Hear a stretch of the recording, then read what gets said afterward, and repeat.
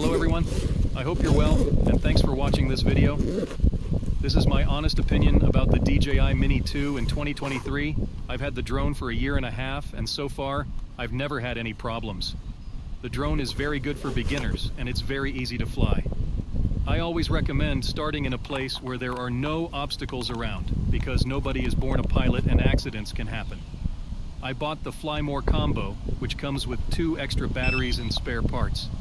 I've flown it more than 100 times and it's always ready to go. Follow my channel if you like this type of content and don't forget to like it.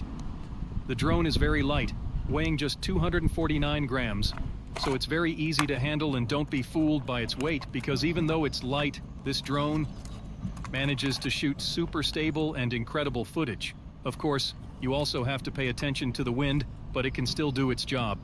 I've used it in light rain and snow, but it's not recommended to use it in these conditions as it can damage the drone. I love the drone and it has undoubtedly become my travel and adventure companion due to its portability. Give it a try and you won't regret it. Check out the videos filmed with the drone that afternoon and follow the channel and like the video. Thanks and see you next time.